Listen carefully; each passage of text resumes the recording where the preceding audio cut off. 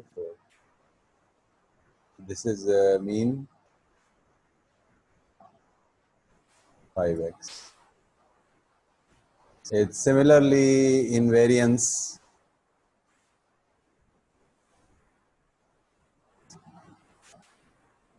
Mean 5x is equal to 5 mean of x, and mean of x is this given here. This is mean of x. This is mean of x, and in variance it is 100. Why it is 100? Sorry, not here.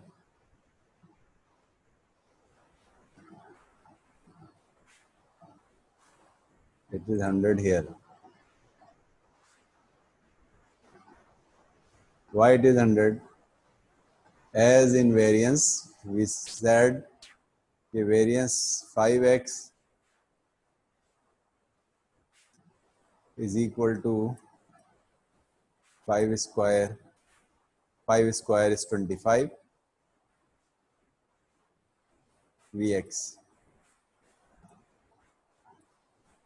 And Vx is already given here. Vx is 4. This is x. This is variance. Variance x is 4. So it is 25 multiplied by 4. It is 100.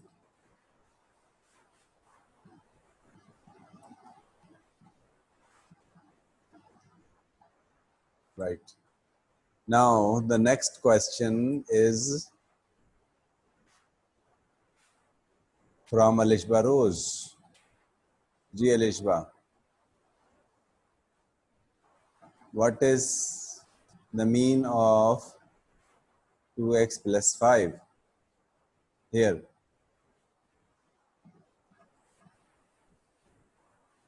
Alishba, मैंने आपका mic on कर दिया है. You have to answer. Otherwise, I will assume you absent.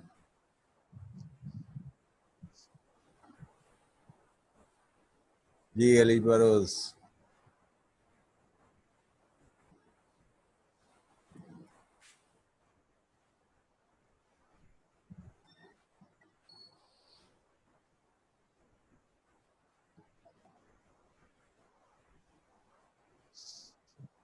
अच्छा.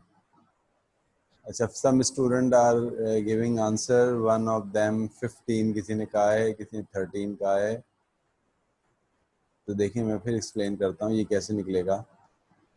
ये निकलेगा variance में. एक तो आपको ये बताया था, देखें वेरिएंस में जो +5 है ना, ये तो वैसे ही डिलीट हो जाएगा, इसका कोई इफेक्ट नहीं होगा. तो बचेगा सिर्फ क्या, वेरिएंस 2x बचेगा. सिर्फ वेरिएंस 2x बचेगा, क्योंकि +5 का मैंने बताया था वेरिएंस पे कोई इफेक्ट नहीं आता. अच्छा, प्रोडक्ट 2 का इफेक्ट क्या आता है? प्रोडक्ट 2 स्क्वायर बन जाता है. 2 स्क्वायर बन गया. अगर ये यहाँ वेरिएंस x आ गया, और ये फिर बन गया आपका 2 स्क्वायर इज 4. ये प्रोडक्ट है, इक्वल नहीं है. 2 स्क्वायर बन गया 4, और variance x is also 4. 4 by 4 is 16. So the answer is 16 only. And that answer was given by, मेरे लिखने से पहले तो किसी का भी सही नहीं आया है. चैट बॉक्स में मैंने देखा है, एक ने सिर्फ आंसर दिया हुआ है, और ये हैं मरियम मेहदी. इन्होंने 16 लिखा हुआ है. ठीक है. अच्छा, next is 5 variance of 5x plus 2. Here 5x plus 2. So in this case the mean will be 4 into 2. 4 2 is 8. 8 plus 5. Here we have 13 answer, or here we have 4 answer. Now the last case, last row of this table.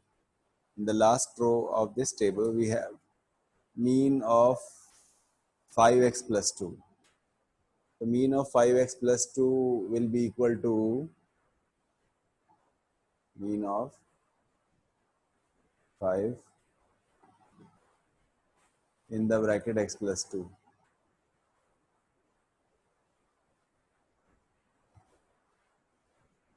is equal to, this is equal to, answer आ रहे हैं मेरे पास, मैं देख लेता हूँ chat box में, 30 यार आंसर आ रहे हैं, देखें ये होगा क्या, इसको मैं यूं भी तो लिख सकता हूँ, देखें मीन ऑफ 5x प्लस 10, क्योंकि ये मैं 5 मल्टीप्लाई बाय x को मैं मल्टीप्लाई कर दूं तो ये हो जाएगा 5x, और 5 को जब मैं 2 से मल्टीप्लाई करूंगा ये हो जाएगा 5 टू द 10, तो 5x प्लस 2 को मैं लिख लूंगा 5x प्लस 10, और 5x का मीन जो है और x का मीन तो है 4, तो this is equal to mean of 5 multiply by 4 plus 10, तो this is 30, and 30 is the correct answer. 30 is the correct answer, and many students gave the correct answer. Now the same answer, Ayesha Iman ने सवाल पूछा है, दोबारा इसको explain कर दें। ये तो बहुत सिंपल किया है, देखें 5x प्लस 2 को ब्रैकेट के अंदर कर दें, और हमें निकालना क्या है, मीन ऑफ 5x प्लस 2, मैं लिख सकता हूँ 5x plus 10, because 5 to the 10, ये तो वैसे प्रोडक्ट में आ गया। The mean of x is given here. It is mean of x. The mean of x, I put the mean of x as 4. 5 4 is the 20. 20 plus 10 becomes 30. Now in variance, variance of 5x plus 10, यही हो गया ना, bracket को अगर मैं multiply कर दूं तो ये बन गया वेरिएंस ऑफ 5x प्लस 10। अब कुछ आंसर आ रहे हैं मेरे पास, 100 आंसर आया हुआ है,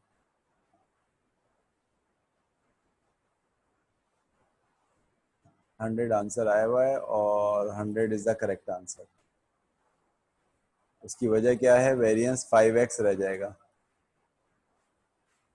क्यों रह जाएगा बाय 5x, क्योंकि मैंने बताया था प्लस में वेरिएंस का कोई इफेक्ट नहीं आता, चेंज ऑफ ओरिजिन से वेरिएंस चेंज नहीं होता, चेंज ऑफ स्केल से वेरिएंस चेंज होता है।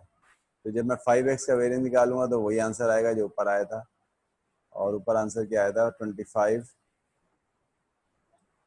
vx, और vx already given to you, तो is equal to 25 times 4 is 100. So we are going to summarize this topic, and in this topic we have studied the effect of change of origin and scale on the mean and the variance. So according to the mean, if we multiply a variable x by any number, then the mean will be multiplied by that number. If we add any number into the variable, then the mean will be added by that number. तो ये तो simple property थी, यहाँ लिखी हुई थी,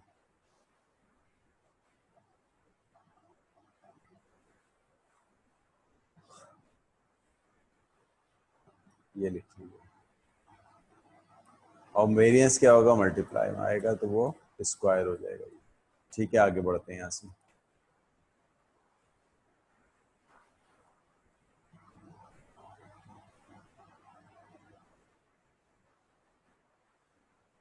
जी, read the question and write down the answer in chat box.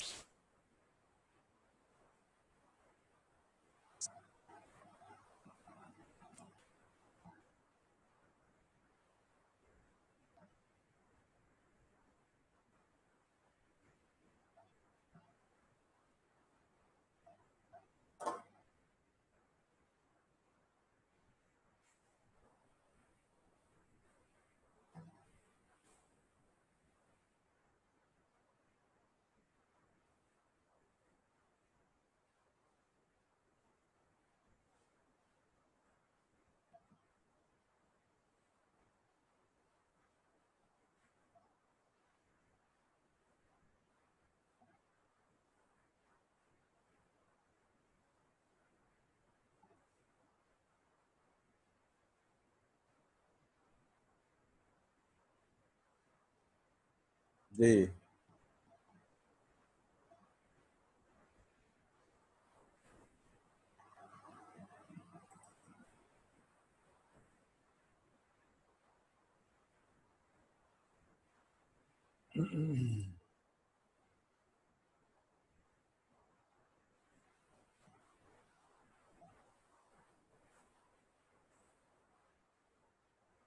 Thirty.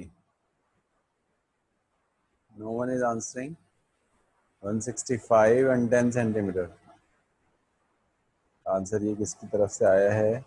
Rohan की तरफ से आया है। 165 एंड 10 सेंटीमीटर। बाकी लोग भी आंसर टाइप कर दें।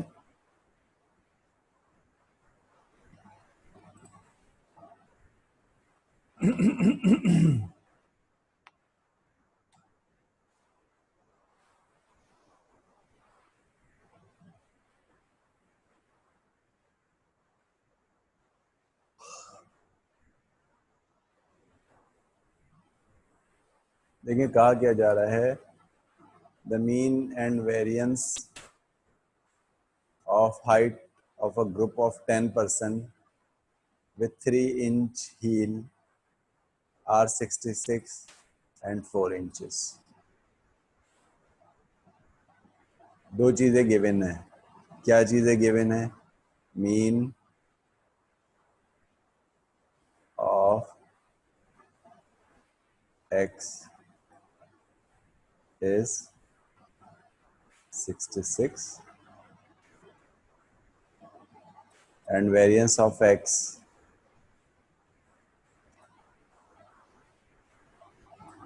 is 4।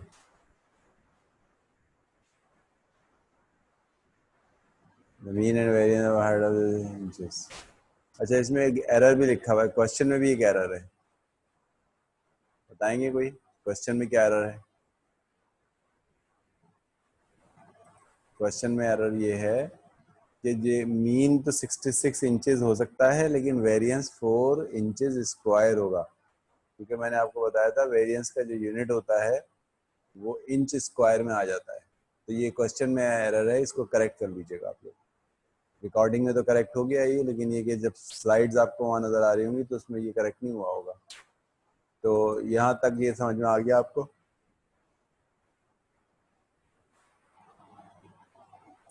ये तो गिवन है। रिक्वायर्ड क्या है? रिक्वायर्ड ये है कि ये सारे लोग जिन्होंने, जो एक्स है ना इसमें, ये रिप्रेजेंट कर रहा है स्टूडेंट की एक्चुअल हाइट को रिप्रेजेंट नहीं कर रहा। ये रिप्रेजेंट कर रहा है 3 इंच हील को मिलाकर हाइट ली गई थी। तो अगर मैं क्या करूँ, अब मैं 3 इंच की जो हाइट थी उसको मैं एक्सक्लूड कर दूँ, तो, तो एक इंच किसके बराबर हुआ? 1 इंच बराबर हुआ 1/0.4 सेंटीमीटर। ठीक है, 1 इंच बराबर हुआ 1/4 सेंटीमीटर के। तो हमें क्या करना होगा, इसमें माइनस करना होगा। 3 इंच है ना, तो 3 इंच में से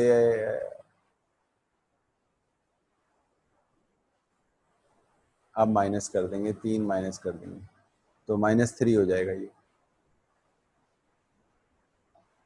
क्योंकि हाइट दी हुई भी इंचेस में है ना। तो मैं असल में क्या फाइंड करना चाह रहा हूँ, अगर मैं कहूँ वाई क्या है, वाई एक वेरिएबल है that is indicating height of student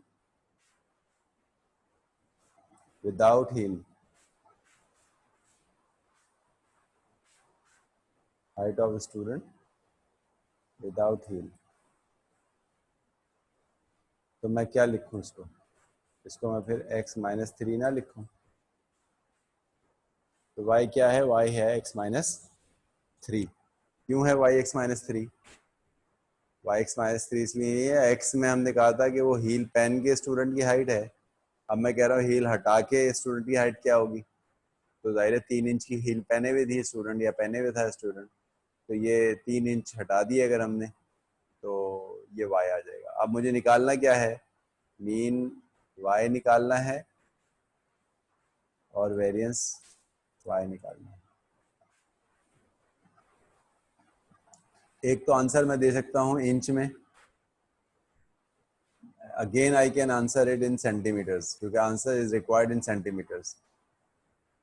तो first answer I am giving it in inches, so this is equal to 66 minus 3, because if I subtract 3 from the variable x, then it will be subtracted from mean. And what will be the variance? It is 66. This answer is in inches. This answer is in inches. So 66 minus 3 is 63 inches. तो ये तो लेकिन आया किस में? ये आया है इंचेस में. You have to answer it in centimeter. तो वो आप मल्टीप्लाई डिवाइड कर लीजिए उससे, तो your answer will be converted into centimetre instead of inches. So that is the way by which you can analyze the mean and variance by change of origin and change of scale. And I think in the next slide we have the consideration of two variables. So I think this slide number 10, 17, 18 and 19. These 4 slides will be discussed under the heading of correlation. So we are not considering the correlation here. We are considering the mean and variance, and correlation will be discussed separately in the next class. Okay, if anyone have any question right now, you can ask. 157 point ये इन्होंने answer दिया है इसका, और वो answer क्या था? Variance इन inches.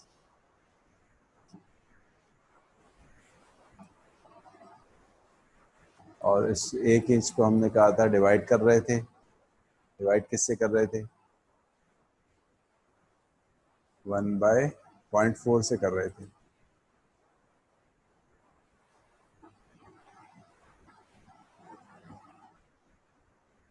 Point 4 से. तो 1 inch is equal to 1/0.4.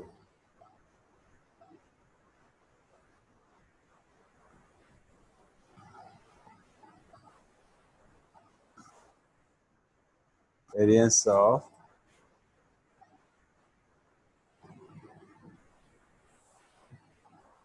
Centimetre divided by 0.4, and divide by 0.4 का इफेक्ट क्या होगा? 0.4 स्क्वायर हो जाएगा. तो वेरिएंस इन सेंटीमीटर निकाल लीजिए और उसको 0.4 स्क्वायर से डिवाइड कर दीजिए. That will be the correct answer. ठीक है. तो that is the effect of change of origin and scale over the mean and variance. I think so in the last lecture, in the next lecture, in few minutes we will consider the few slides from this presentation, and I think so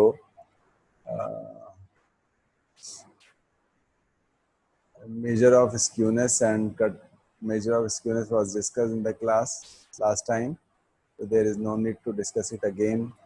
This is called no skewness. This is called positive skewed. This is called negative skewed. So we will not going to consider it again, as these skewness were discussed in the last lecture. So not repeating that topic again. I think we have to finish now and be ready for a quiz next time. I will give you the multiple choice quiz in the next lecture from this topic.